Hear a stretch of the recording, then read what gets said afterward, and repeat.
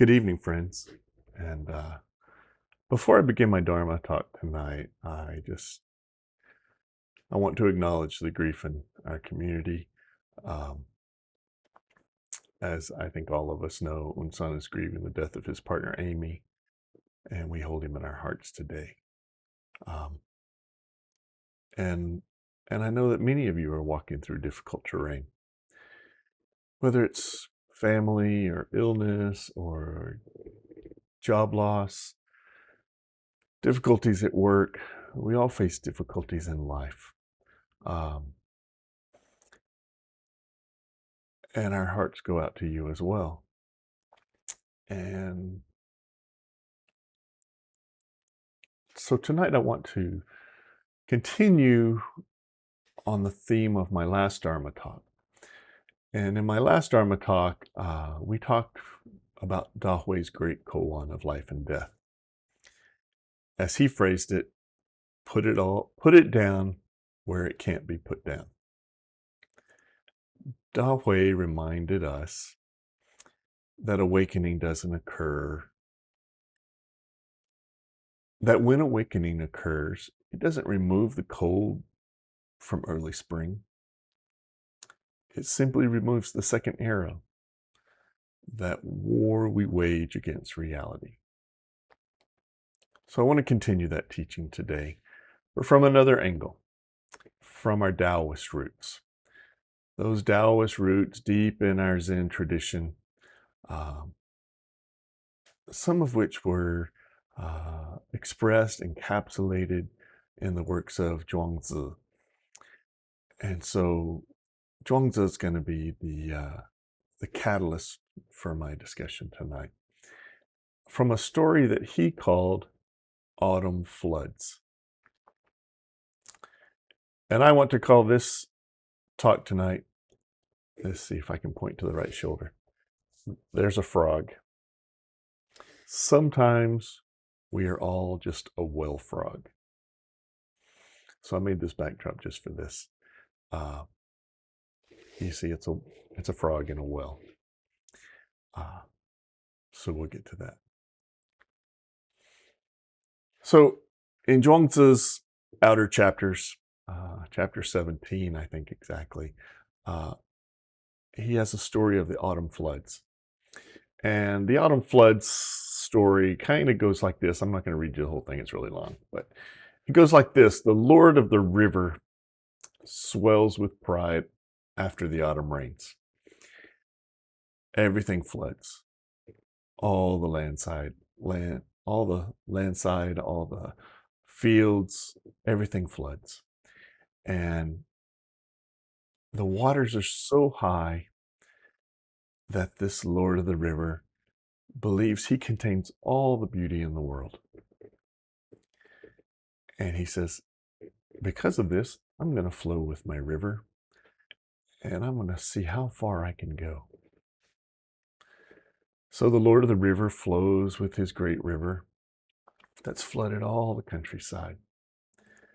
But when it finally reaches the North Sea, he sees something so vast, so big, that his pride collapses in an instant. Ruo, the spirit of the North Sea, looks at him and says, you can't discuss the ocean with a well frog. He's limited by the space he lives in. That line has stuck with me all week long as I was reading Zhuangzi. And so I'll repeat it. It's really the basis of this. You can't discuss the ocean with a well frog. He's limited by the space he lives in.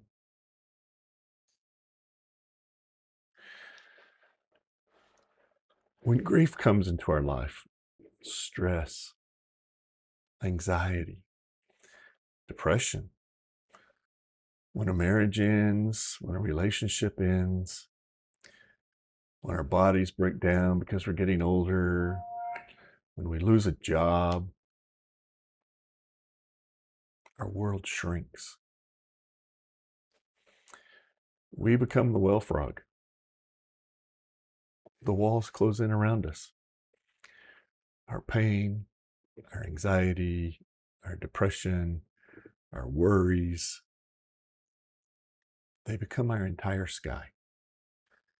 Everywhere we look, we're trapped in this well. We forget there's a sea. We forget that our suffering, while real, is not the whole of reality. Zhuangzi isn't mocking, he's not making fun of this frog. He's reminding all of us that perspective is not fixed. When the river meets the sea, the river doesn't disappear. It simply sees its true scale. It sees how small it is in comparison to the vastness of the sea. This is compassion. This is humility. And this is the beginning of wisdom. And it's exactly what Dahui meant when he said, put it down where it can't be put down. You can't drop grief like a stone, but you can see grief, pain, sorrow, depression, anxiety, whatever it is. You can see it inside of a larger field. You can see that the well is not the whole world. Later in this chapter of Autumn Floods, Ruo, that spirit of the North Sea, says something that echoes Dahui's teaching almost perfectly. He says this: the way is without beginning or end, but things have their life and death. You cannot rely on their fulfillment. The phrase, you cannot rely on their fulfillment, translates that idea of the myriad things. One wu, that's the Chinese word. Those 10,000 things that spring forth out of absence into presence. It translates that idea that these are all impermanent and cannot be counted on to reach any fixed completion. Fulfillment here, when he says, the way is without beginning or end, but things have their life and death, you cannot rely on their fulfillment. Fulfillment means stability or lasting completion. Zhuangzi is emphasizing that while the Tao itself is constant and boundless, the forms, all forms, that myriad of things, those 10,000 things in the present, life, death, growth, decay, they're all transient. They're all unreliable. This is the Taoist mirror of Dahui's koan. We put it down where it can't be put down, precisely because there is no final fulfillment to rely on. The way keeps moving. Our task is simply to move with it. Dahui says, drop the affliction, drop the second arrow. Zhuangzi says, life and death, gain and loss, fullness and emptiness, all shift moment by moment. None can be held, none can be relied upon. And then Ruo, that great spirit of the North Sea, he adds, the life of things is a gallop, a headlong dash. With every movement they alter, with every moment they shift. Everything will change of itself. That is certain. This is not fatalism.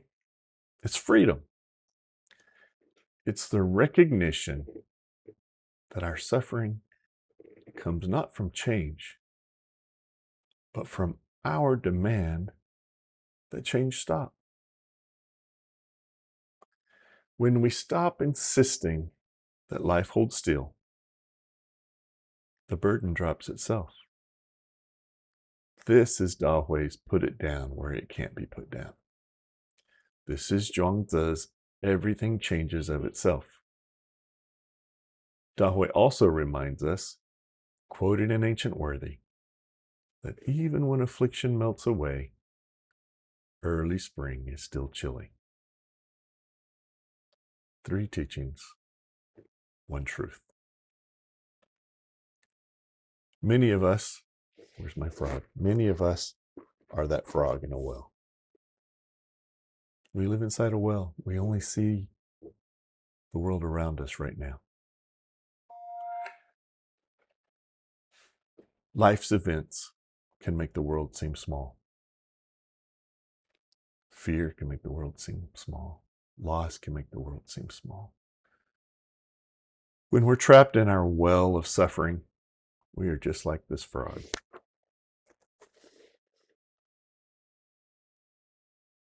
We only see that light, everything lit up, is inside our well.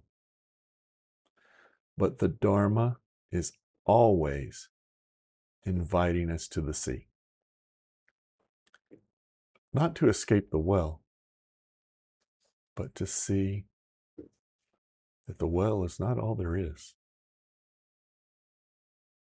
Dahui teaches intimacy with reality. Zhuangzi teaches vastness beyond reality. Together, they dissolve that second person, the one who suffers about suffering. When we stop fighting the cold, we simply feel cold. When we stop fighting grief, we simply grieve. When we stop fighting change, we simply change. And in that simplicity, the burden softens. So here's our practice. We're going to practice again in a little while. But this is a practice for the week, a practice for the month, a practice for life. When pain arises, notice the well. When breath deepens, notice the sea. And hold both without any preference at all. You don't have to fix anything. You don't have to understand anything. You don't have to transcend anything. Just see it clearly. Sometimes we are all just a well frog, but the sea is never far away.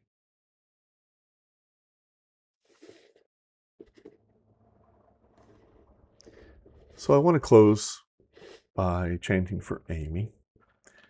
And while we're chanting, we'll be chanting the name of Jijang Bosal repetitively for 108 times. We chant specifically here for Amy, but we chant for all of us, for everyone suffering. And we all suffer. But that's our bodhisattva vow, to help take suffering away from everyone, to save them from suffering. So we chant for Amy, we chant for Unsan, who's grieving her passing, but we chant for everyone. And may compassion hold them, may wisdom guide them, may the vastness of the way embrace them. So this is it's a round of, basically a round of 8. It'll be 2 that are monotone, 4 that are inflected, and 2 that are monotone again, and then we start over. So you'll see. If you haven't chanted this way, it'll sound familiar to you for sure. Okay.